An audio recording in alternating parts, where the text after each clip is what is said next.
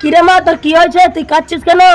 তোমরা আমার বিয়েতে টাকা দাওনি বলে আমার শ্বশুর বাড়ি থেকে আমাকে তাড়িয়ে দিয়েছে। ওগো, মেয়েটাকে এভাবে না কাঁদিয়ে তুমি বিয়ের টাকাটা জোগাড় করে দিয়ে দাও। ওগো, তুমি তো জানো আমার বাবা কত গরিব, টাকা কেমন করে দিবে?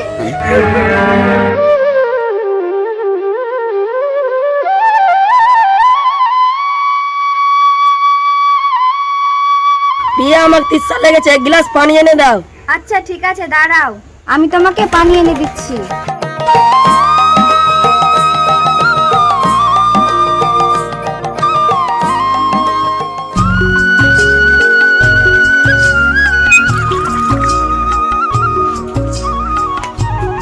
এই নাও পুরো পানি।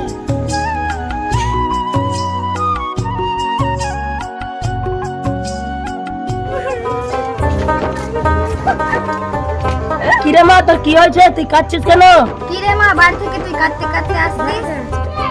আব্বা, মা, তোমরা আমার বিয়েতে টাকা দাওনি বলে আমার শ্বশুর বাড়ি থেকে আমাকে তাড়িয়ে দিয়েছে। তোমার শাশুড়ি যে তোমার বাড়িতে তাড়িয়ে দিয়েছে, জামা কিছু বলেনি? আর জামা আটকাবার কথা বলেনি? সবাই আমাকে বাড়ি থেকে তাড়াবার জন্য তৈরি আছে। ওখানে কি হয়েছিল তাহলে শুনো আব্বা। তুই যতদিন তোর বাপের বাড়ি থেকে টাকা নিয়ে আসবি না, আমার বাড়িতে পা রাখবি না। এই তোরা বড় এত চিন্তা কেন করছিস রে? কি হয়েছে মানে যতদিন ওই বাপের বাড়ি থেকে টাকা আনবে না আর বাড়িতে পা রাখবে না? ওগো, তুমি তো আমার স্বামী, আমার দুঃখটা তো বুঝো। ওগো, তুমি তো জানো আমার বাবা কত গরিব, টাকা কেমন করে দিবে? এগুলো তো নাটক দেখবো না, জান এর বাপের বাড়ি টাকা আনতে। যেদিন তুই আমাকে টাকা দিবি সেদিন আমার বাড়িতে তুই পা দিবি। চল হাট আমার বাড়ি থেকে।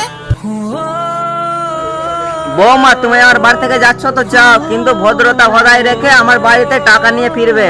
যত হোক আমার বাবা জমি বিক্রি করে টাকাটা দিয়েই যাবে। আমার আব্বা ওরকম না যে টাকা মেরে খেয়ে নিবে। ওর কথা কি শুনছো তুমি? ঠিক আছে ঠিক আছে।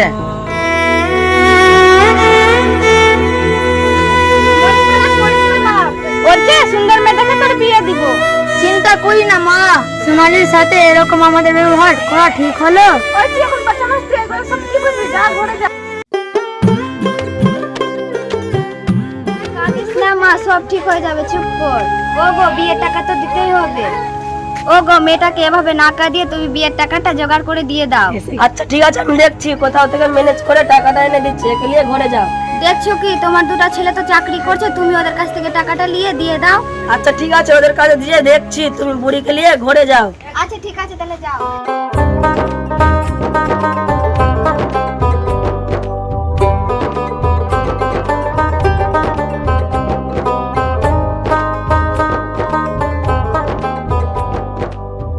ভাই সারা বাপ কোথায় গেলে? কই গো, বাইরে কে ডাকাডাকি করছে? আচ্ছা ঠিক আছে, যাচ্ছি।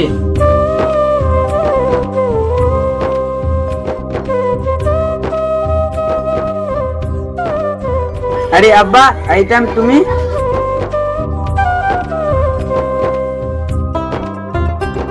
বাপ, বিপদে পড়ে আসলাম, না তো আসতাম না। চলো আব্বা, চলো ভিতরে চলো। না বাপ, থাক, এখানে বসে দুটা কথা বলে নিবি। ঠিক আছে, কি বলবা আমাকে বলো।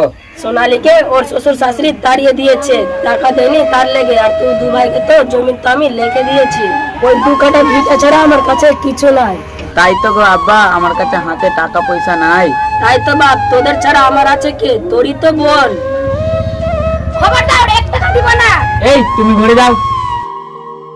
আব্বা দাঁড়াও, তোকে তো বললাম তুমি ভিতরে যাও। আব্বা, আমি তো বললাম আমার কাছে টাকা পয়সা কিছুই নাই, তোমার ছোট ছেলের কাছে যাও, ওর কাছে কিছু পাবা। জন্ম দিতে পারছো তো বিয়ে দিতে পারছো না? ঠিক আছে বাপ, তোদেরকে কিছু দিতে হবে না, আমি জন্ম করেছি, আমি দিব।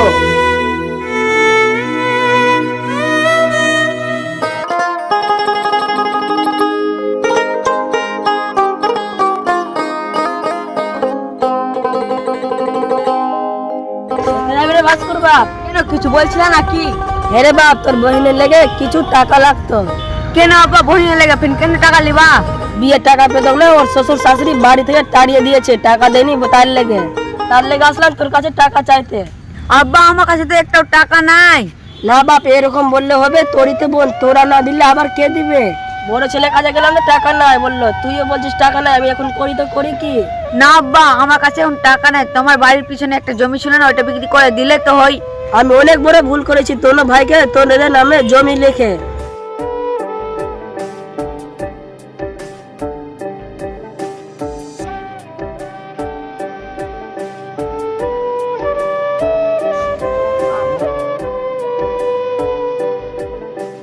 কি গো, কখন আসলা? ছেলেগুলো কি বললো? ছেলেরা বললো আমি জন্ম করেছি তো আমাকে বিয়ের টাকা দিতে হবে। এখন কি করবা? আমি তো এখন কি করব, মেয়ে তো আমার, যা করতে হবে আমাকেই করতে হবে। আমার তো কিছু নাই, সব কিছু ছিল তো দুটো ছেলের নামে করে দিয়েছি। বাড়ির পিছনে 2 কাঠা জমি আছে, ওটা বিক্রি করে বিয়ের টাকা দিয়ে দিব। ওগো, বাড়ির জমিটা যে বিক্রি করে দিবা তো আমরা কোথায় থাকবো? ও চিন্তাটা পরে হোক, 2 কাঠা জমিটা বিক্রি করে মেয়ে তো সুখে থাকবে। না, ঘরের ভিতরে চলো।